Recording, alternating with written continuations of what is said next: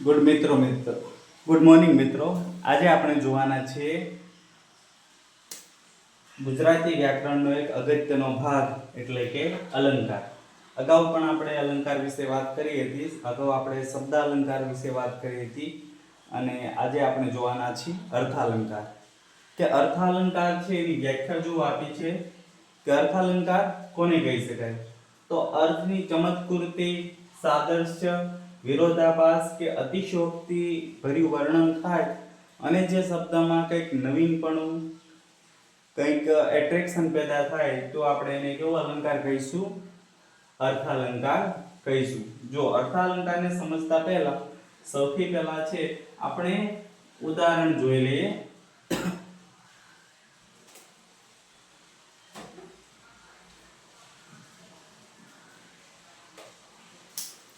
કે અર્થાલંકારમાં આપણે જોઈએ ઓલરેડી એકવાર લખી નાખ્યું છે જેથી લખવામાં બહુ ટાઈમ ના બગડે, કારણ કે ઘણો બધો ટાઈમ છે મારે લખવામાં જાય છે. જો અર્થાલંકારના કોઈ પણ વાક્ય હોય છે કે પછી પંક્તિ હોય ને તો એના 4 પાર્ટ પડે છે, આપણે એ સમજવાના છે. જેમ કે અહીંયા એક ઉદાહરણ આપ્યું છે કે ઉનાળો જટાળો જોગી જેવો છે. કે ઉનાળો છે જટાળા જોગી જેવો છે. કે જોગી હોય ને આપણે જટાવાળા, એવી રીતના ઉનાળો પણ એવો છે. હવે જુઓ કે સૌથી પહેલા કે જેની સરખામણી થાય છે, બરાબર, જેની સરખામણી થાય એને આપણે શું કહીશું? ઉપમેય. બરાબર છે. પછી જેની સાથે સરખામણી થાય છે એને શું કહીશું? ઉપમાન. અને બીજું કે સરખામણી વાચક જે શબ્દ અથવા ઉપમાન વાચક, કે આપણે ઉપમાન આપીએ છીએ અથવા ઉપમા આપીએ છીએ તો ઉપમા વાચક શબ્દ હોય તો એ ત્રીજો પાઠ છે. ચોથું છે સાધારણ ધર્મ, કે બંને વચ્ચે થોડોક છે સમાનતા હોવી જોઈએ અથવા બંને વચ્ચે છે એ પ્રકારનું સામ્યતા ધરાવતા હોવા જોઈએ. પછી તમે ના શક્ય હોય એવી સમાનતા દર્શાવો તો યોગ્ય નથી. બરાબર છે. તો આવી રીતના છે કોઈ પણ અલંકાર હશે ત્યારે આપણે એમાંથી 4 બાબતો જોવા મળશે. એક તો ઉપમેય એટલે કે જેની સરખામણી થાય છે તે. જેમ કે સાહેબ તો દરિયા જેવા છે. બરાબર. તો આ સરખામણી કોની થઈ? સાહેબ. તો સાહેબ શું બન્યા? ઉપમેય બન્યા. પછી દરિયા જેવા છે તો દરિયો શું બન્યો? ઉપમાન. જેવા તો શું બન્યું? ઉપમાનવાચક શબ્દ. અને સાધારણ ધર્મ કે બંને વચ્ચે વિશાળતા જેવો કંઈ સંબંધ થતો હોય તો એ સાધારણ ધર્મ કે સમાનતા જેવું કંઈક હોવું જોઈએ. ચલો, આશા રાખું છું કે અમે આમાં તમને તકલીફ પડશે નહીં, કારણ કે દરેક વાક્યની અંદર આ બાબતો છે કમ્પલસરી આવશે જ. ચલો હવે વ્યાખ્યા જોઈએ. સૌથી પહેલા આપણે 2 અલંકાર જોઈએ, ઉપમા અલંકાર અને બીજો છે રૂપક અલંકાર. તો ઉપમા અલંકારની વ્યાખ્યા શું છે? કે જ્યારે ઉપમેય અને ઉપમાનની સરખામણી કરવામાં આવે અને જેવા, જેવી, જેવું, સમાન, સરીખું, સરીખી જેવા શબ્દ આવે ત્યારે સમજી લેવાનું કયો અલંકાર છે? ઉપમા અલંકાર છે. કે જ્યારે ઉપમેયની સરખામણી ઉપમાન સાથે કરવામાં આવે અને આ બધા શબ્દોનો યુઝ થાય ત્યારે સમજી લેવાનું કયો અલંકાર છે? ઉપમા અલંકાર છે. ઉપમા આપવામાં આવી છે. ઉપમા એટલે એને બહુમાન આપવામાં આવ્યું છે એમ કહી શકાય. જેમ કે દમયંતીનું મુખ ચંદ્ર જેવું છે. હવે અહીંયા છે તમને આ વાક્ય ઉપરથી છે ખબર પડી જવી જોઈએ કે આ ઉપમા અલંકાર છે, કારણ કે અહીંયા કયો શબ્દ વાપર્યો છે? જેવું. પછી એવી જ રીતે કે તેના દાંત દાડમના દાણા જેવા છે. બરાબર ને? તો આ પણ ઉપમા અલંકાર છે. એવી રીતના બીજો પણ એક આપણે બીજું વાક્ય લઈ લઈએ. બરાબર? કે અમારા દાદા વિશાળ વડ સમા છે. તો એ જો સમા, સરીખું એવા શબ્દ આપે ને કે અમારા દાદા કેવા છે? તો કે વડ જેવા વિશાળ છે. બરાબર ને? તો આવી રીતના છે જ્યારે સમા, સરીખું, સમાન, જેવું, જેવા આવો શબ્દ આવે છે મતલબ સમજી લેવાનો કયો અલંકાર છે? ઉપમા અલંકાર છે. આ તમારે ચાવીરૂપ શબ્દો છે યાદ રાખવાના રહેશે. તમે પણ તમારી જાતે ઉદાહરણ બનાવી શકો, બરાબર ને? કે આપણે કહીએ કે પેલી સ્ત્રી તો કઈ કઈ જેવી છે, તો આપણે શું કર્યું કે સ્ત્રી પોતે શું છે? ઉપમેય છે, અને એને ઉપમા આપી કોની? કઈ કઈની. અને ત્યારે શબ્દ વાપર્યો આપણે કોના જેવી છે, તો જેવું શબ્દ આવ્યો એટલે આપણે કઈ અલંકાર યુઝ કર્યો કહેવાય? ઉપમા અલંકાર થયો કહેવાય. ત્યારબાદ અલંકારનો બીજો પ્રકાર છે રૂપક અલંકાર. જો આમાં થોડું ડિફરન્સ છે કે જ્યારે ઉપમેય અને ઉપમાન વચ્ચે એકરૂપતા દર્શાવવામાં આવે કે ઉપમેય અને ઉપમાન છે એક જ છે, બરાબર, એના જેવું નથી, એ જ છે, બરાબર ને? જેમ કે આ જ ઉદાહરણ છે, કારણ કે વારંવાર છે ઉદાહરણ બદલો તો કદાચ તમને છે કંઈક મિસ્ટેક થઈ શકે. જેમ કે અહીંયા શું દમયંતીનું મુખ ચંદ્ર જેવું છે, એના શું કીધું? દમયંતીનું મુખ ચંદ્ર છે, કે એના જેવું નથી, દમયંતીનું મુખ જ ચંદ્ર છે, બરાબર છે? આપણે એનું રૂપ આપી દીધું, ભાઈ આ જ છે, એના જેવું નથી, એ જ છે. પછી કે તન ઘોડો, કે તન શું છે? ઘોડો છે, અને મન શું છે? અસવાર છે, કે મન છે એ શું છે? અસવાર છે. તો આવી રીતના જ્યારે છે, ખાસ કરીને અહીંયા તમારે યાદ રાખવાના, કોઈ ચાવીરૂપ શબ્દ નથી, પણ તમારે અહીંયા યાદ રાખવાનું છે કે જેવું જેવા કઈ શબ્દ આવશે નહીં, પણ સીધું છે શું છે? ઉપમેય છે એને ઉપમાન છે એનું રૂપ જ આપી દેવાનું છે કે એ જ છે, બરાબર છે?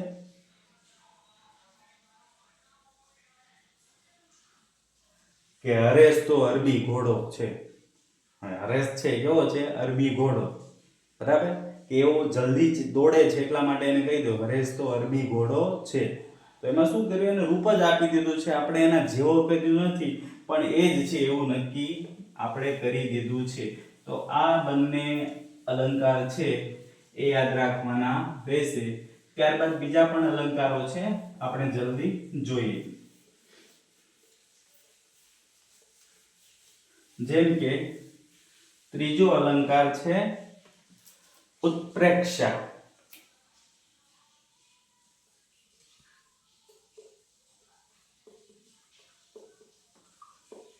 જો ઉત્પ્રેક્ષા અલંકાર છે કે જ્યારે એની વ્યાખ્યા જો કે જ્યારે ઉપમેય ને ઉપમાન હોવાની સંભાવના દર્શાવવામાં આવે છે ને, કે સંભાવના દર્શાવવામાં કે ઉપમેય છે ઉપમાન જેવું છે એવું સંભાવના દર્શાવવામાં આવે, અને આવા શબ્દ વપરાય જાણે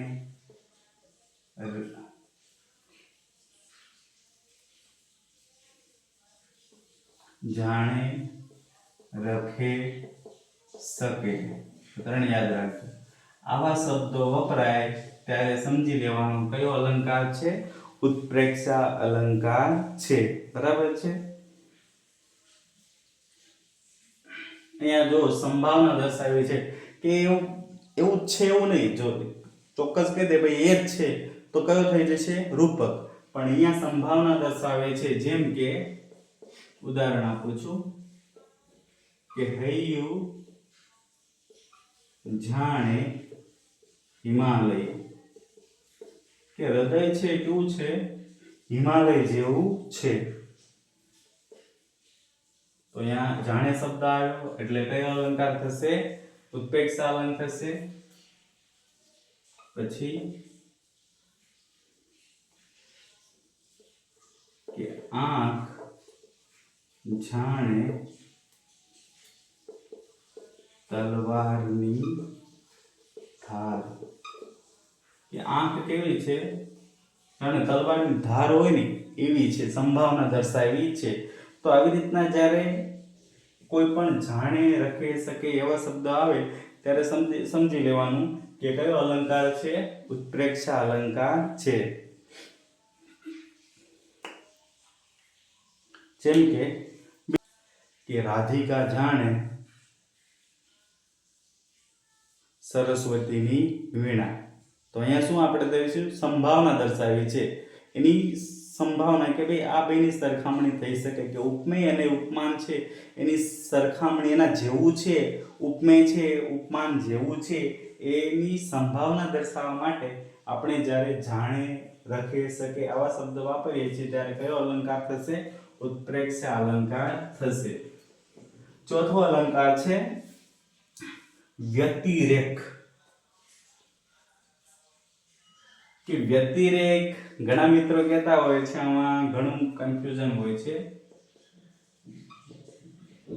કે વ્યતિરેક અલંકાર છે એ આપણે કોને કહીએ? તો યાદ રાખવાનું છે, સીધું જ છે કે ઉપમેયને ઉપમાન કરતા ચડિયાતું બતાવવામાં આવે. ઉપમેયને ઉપમાન કરતા ચડિયાતું બતાવવામાં આવે. કે ઉપમેય છે ને ઉપમાય કરતા પણ ચડિયાતું દર્શાવવામાં આવે ત્યારે છે એને આપણે શું કહીશું? વ્યતિરેક. આપણે ઘણા લોકો કે અતિરેક કરી દીધું એ રીતનું. જેમ કે એક આપણે અગાઉનું ઉદાહરણ જ લઈએ કે દમયંતીનું મુખ તો ચંદ્રથી સુંદર છે. બરાબર છે કે ઉપમેય છે એને ઉપમાન કરતા વધારે સારું બતાવી દીધું. બરાબર છે. પછી આપણે કે તલવારથી તેજ તેની આંખની ધાર છે. કે તલવારની જે ધાર હોય ને એના કરતા તેજ શું છે? એની આંખની ધાર છે. મતલબ જે ઉપમાન છે આ બધા ઉપમાન છે. બરાબર ને? આ બધા ઉપમાન છે. ઉપમાન કરતા છે ઉપમેય શું કરી દીધું છે? વધારે અસરકારક અથવા ચડિયાતું બતાવી દીધું છે. જેમ કે હજી એક આપણે લઈ શકીએ કે જેવી રીતના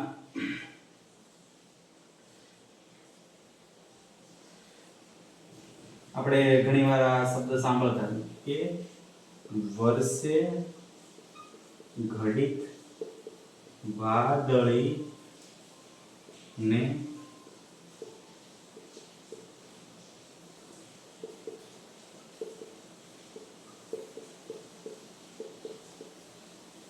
કે વર્ષે ઘડીક વ્યોમ વાદળી ને માતાનો પ્રેમ બારે માસ. અહીંયા છે માતાનો પ્રેમ છે એને ચડિયાતો બતાવી દીધો છે. શેનાથી?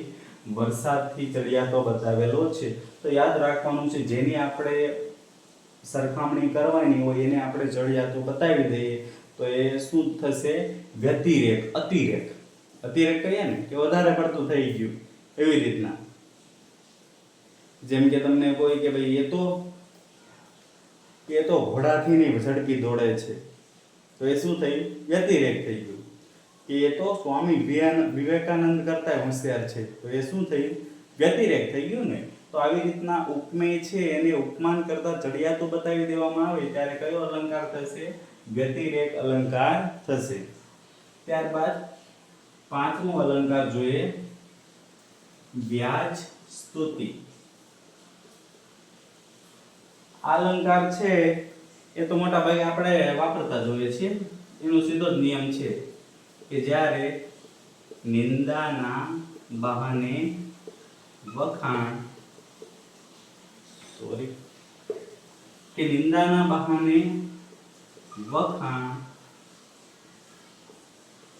અને વખાણના બહાને નિંદા થાય ને ત્યારે કયો અલંકાર થશે? વ્યાજસ્તુતિ અલંકાર થશે. જેમ કે અહીંયા છે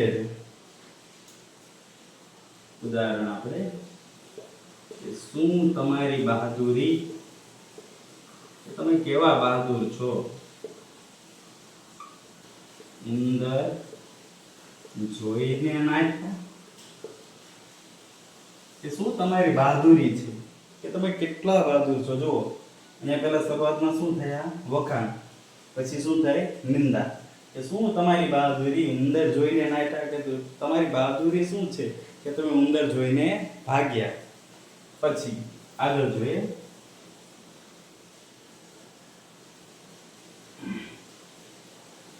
કે ધન્ય છે તમારી જનેતાને,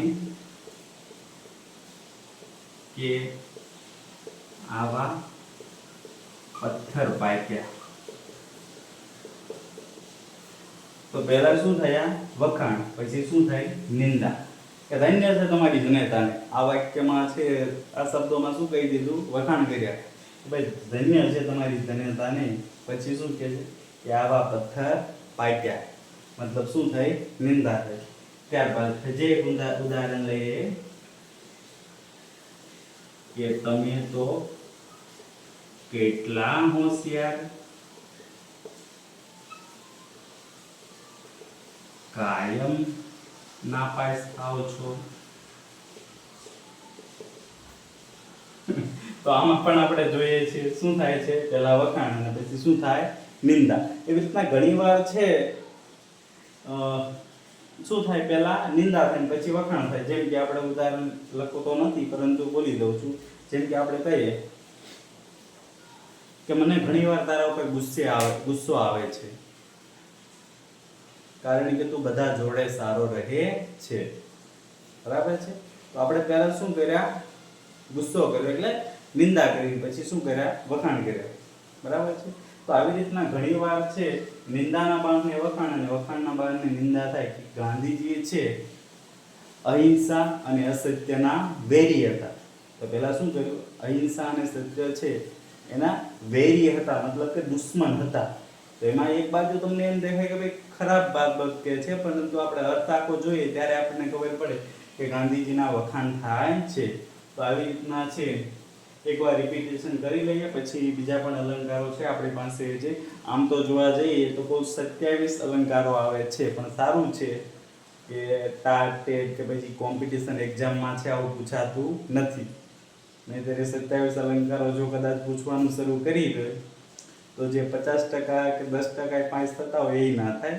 કારણ કે ઘણા બધા અલંકારો છે એવા છે કે જે કન્ફ્યુઝ કરે છે અને આપણને છે કદાચ ટેટ ટાટ કે પછી કોમ્પિટિશન એક્ઝામ ક્લિયર ન પણ કરવા દે આપણને. એટલે તમારે બરાબર છે, અમારે અત્યારે જરૂર નથી, ઓલરેડી અમે ગવર્મેન્ટમાં છીએ અને આશા રાખીએ જલ્દી તમે પણ આવી જાઓ અને સરસ મજાની જોબ કરો, મમ્મી પપ્પા અને કુટુંબનું નામ રોશન કરો.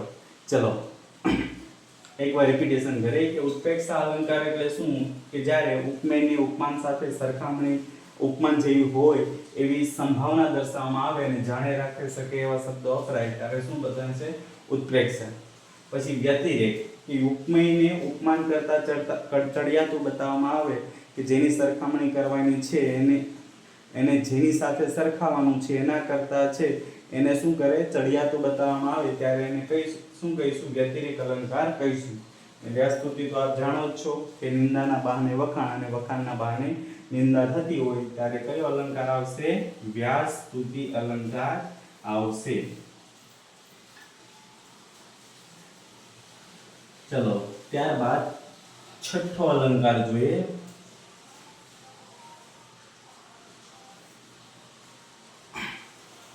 છઠ્ઠો અલંકાર છે આપણે શ્લેષ.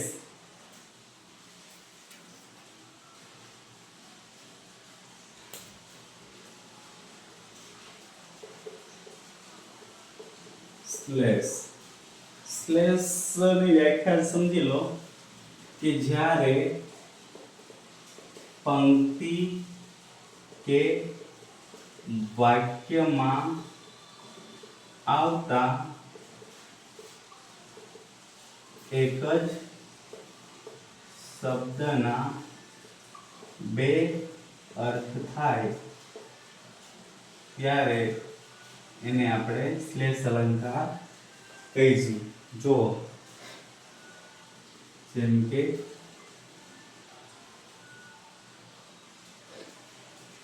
રવિને જોઈને મને આનંદ થયો.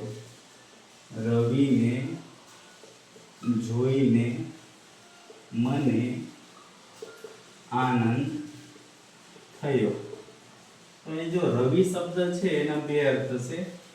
અહીંયા રવિ એટલે કોઈ છોકરો પણ છે, બરાબર છે, અને રવિ એટલે તમે છે એને આપણે શું કહેશું?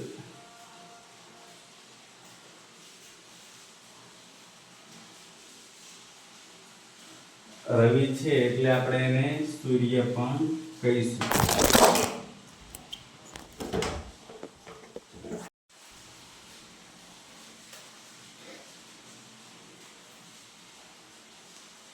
તો અહીંયા રવિના બે અર્થ થાય છે કે રવિ એટલે છોકરો પણ થાય છે અને રવિ એટલે સૂર્ય પણ થાય છે. એવી રીતના આપણે બીજું પણ ઉદાહરણ લઈ શકીએ છીએ. જેમ કે રમણીનો રાગ કોને મંત્ર મુગ્ધ ન કરે. તો અહીંયા રાગ છે એના બે અર્થ થાય છે. જો રાગ એટલે અહીંયા થશે એક તો પેલો કંઠ, જેને આપણે અવાજ કહીએ છીએ, બરાબર ને, એનો રાગ સારો છે એવી રીતના. બીજો છે રાગ એટલે અહીંયા થશે પ્રેમ, સ્નેહ, બરાબર છે. તો આવી રીતના જ્યારે કોઈ પણ પંક્તિ કે વાક્યમાં આવતા એક જ શબ્દના બે અર્થ થાય ત્યારે આપણે શું કહીશું? એને શ્લેષ અલંકાર કહીશું. હવે આની સાથે જોડાયેલો છે યમક. આમાં એકદમ ઉલટું થશે. યાદ રાખજો, જ્યારે એક વાક્યમાં આવતા એક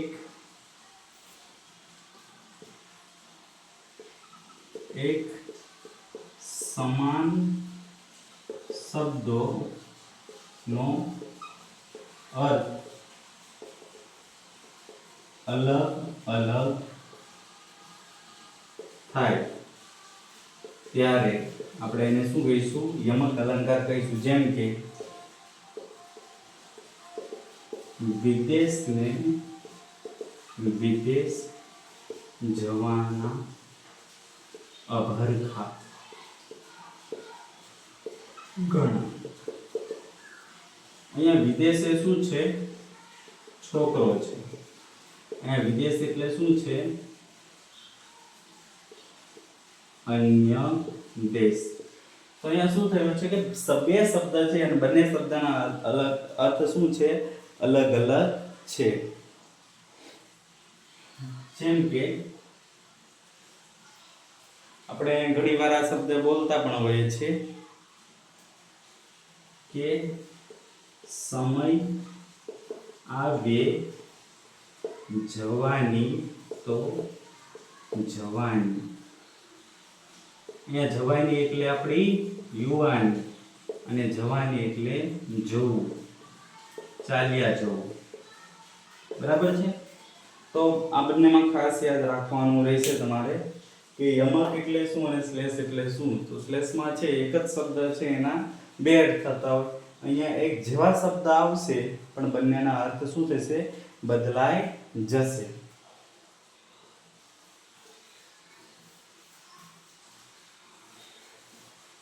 ચલો ત્યારબાદ આપણે જોઈએ શ્લેષ પછીનો અલંકાર અનન્વય. ઘણી વાર તમે સાંભળ્યું હશે માં એટલે માં, દાદા એટલે દાદા, પપ્પા એટલે પપ્પા. આવી રીતના છે સીધું જ છે કે દાદા એ શું છે? ઉપમેય છે. માં એ શું છે? ઉપમેય છે.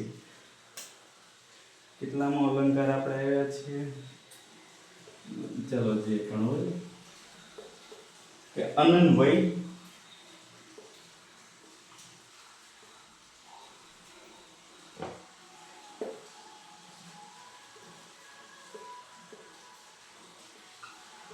અનન્વય અલંકાર જ્યારે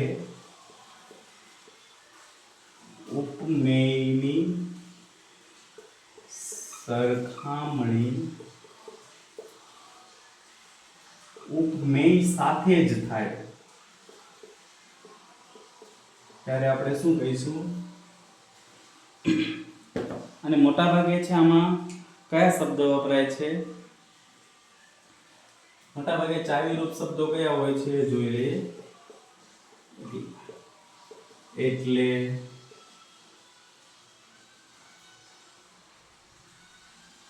પછી તે, બરાબર. આવા શબ્દ ટૂંકમાં યાદ રાખવાનું કે મોટા ભાગે છે ઉપમેયની સરખામણી જ ઉપમેય સાથે થાય. બે વાર બેવડાય એટલે સમજી લેવાનું કે આ શું છે, કયો અલંકાર છે? અનન્વય. ચલો કે માં,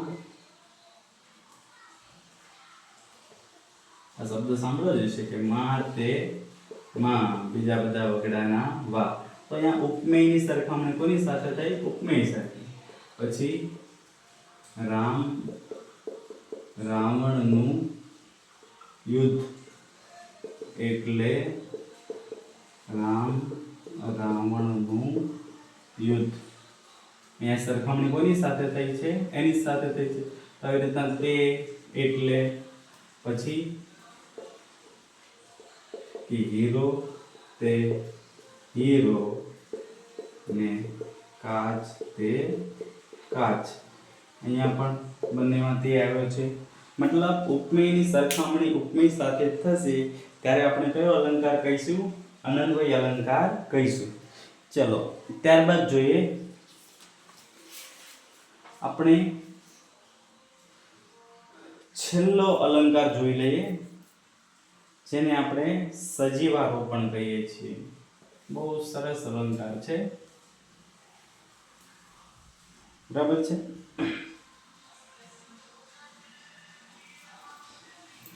સજીવારોપણ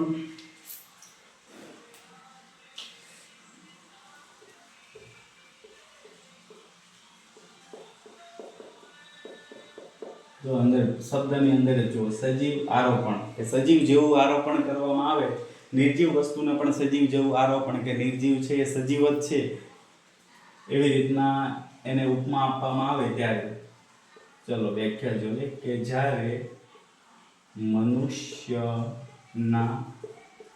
સજીવ ગુણો કોઈ નિર્જીવ વસ્તુ પર આરોપણ કરવામાં આવે ત્યારે કયો અલંકાર થશે? સજીવ આરોપણ. જેમ કે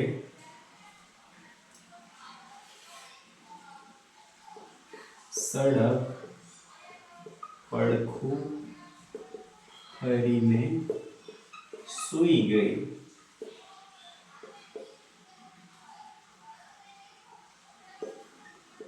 ઘડિયાળના કાંટા ફરી ફરીને હાંફી ગયા.